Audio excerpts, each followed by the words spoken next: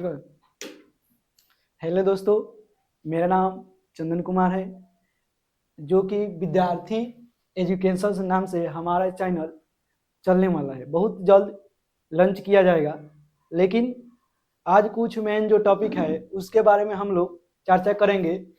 Class 10 के chapter 6 reproduction यानी जनन के बारे में कुछ विशेषताएं जानकारी प्राप्त करेंगे। देखिए, चलिए उस सब थोड़ा उसके बारे में पढ़ा जाए।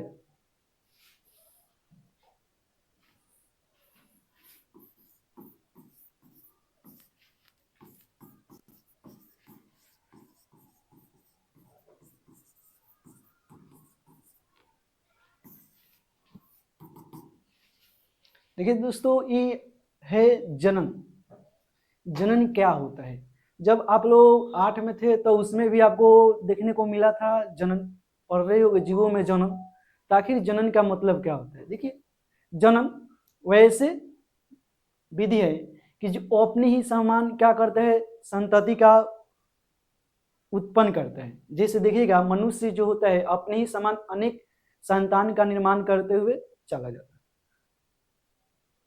मनुष्य अपनी संतान जैसी संख्या में उत्पन्न चला जाता है। देखिएगा, अगर हम लोगों में जनसंख्या में वृद्धि ना हो तो देखने को मिलेगा आने वाले समय में, अभी तक मनुष्य राज कर रहा था, लेकिन आपको कुछ वर्षों के बाद किया जाए जब डायनासोर राज करते थे, लेकिन कुछ उल्का पिंडों के कारण से जो डायनासोर मर गए, फिर हम लोगों की उत्पत्ति हुई। उत्पत्ति होने के बाद देखिएगा कि जो जनन था उसमें बहुत धीरे धीरे हम लोगों में बढ़ोतरी होती गई। आप देखिएगा अलग तरीके से कि जो हम लोग का जो पूर्वज एक चैंपियन है, कैसे कि उन्हीं का देन है हम लोग आज लोग जो है कि आगे चल रहे हैं। और हम लोगों में जो जनसंख्या है चाहे उसमें और आगे अनेक तरह की बदलाव देखने को मिलेगा। तो जनन अपनी ही समान संतति निर्माण करने की एक प्रक्रिया है। जो जनन होता है वो दो प्रकार के होता है। एक होता है लैंगिक जनन, दूसरा होता है अलैंगिक जनन। सेक्सुअल रिप्रोडक्शन और सेक्सुअल रिप्रोडक्शन। देखिए उसमें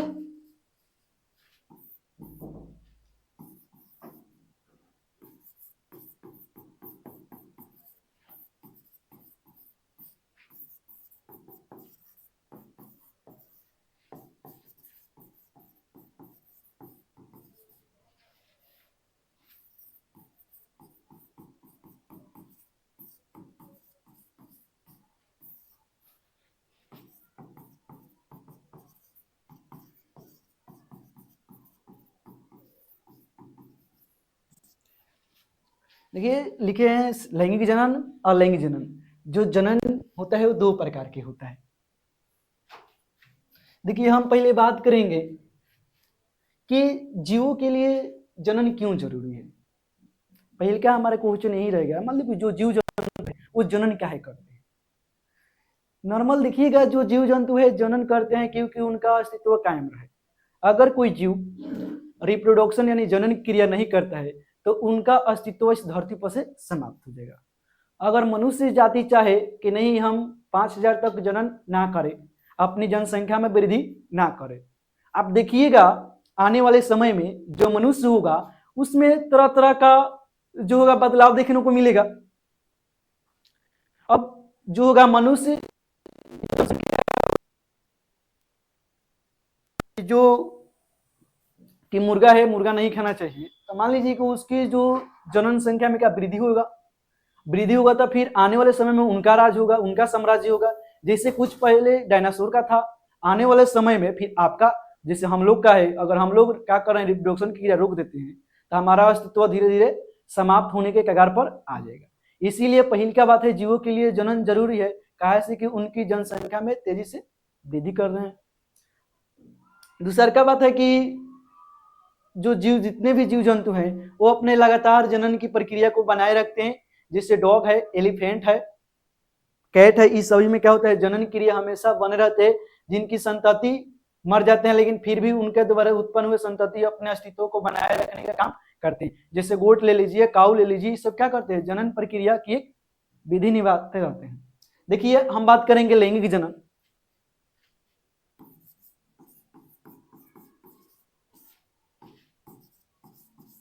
यानी सेक्सुअल रिप्रोडक्शन।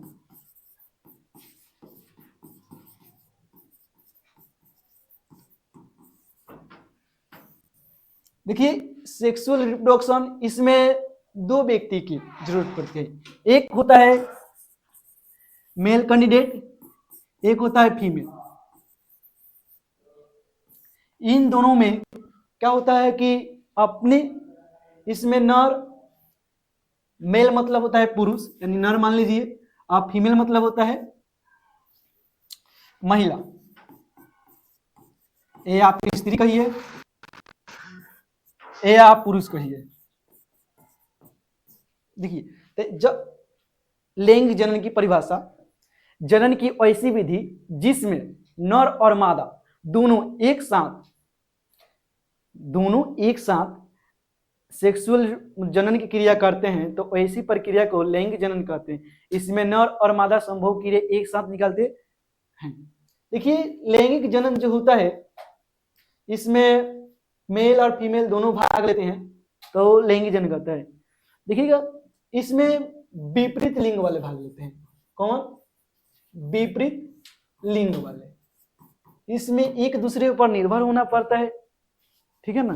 अब जैसे कि अब हमारा आएगा अलैंगिक जनन यानी असेक्सुअल रिप्रोडक्शन।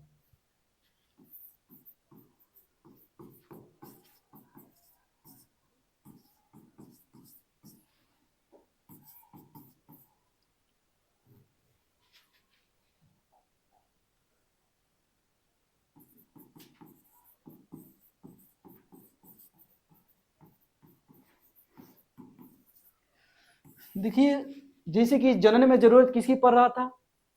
नर और मादा की, लेकिन इसमें कोई एक जीव भाग लेगा। जनन की वह विधि जिसमें से कोई एक जीव, नर या मादा में से कोई एक जीव जब भाग लेता है, तो उसे हम लोग क्या बोलते हैं? अलैंगिक जनन बोलते हैं। अब देखिए अलैंगिक जनन बोलते हैं, नर बोलते हैं, नर रहेगा। अगर नर रहता है तो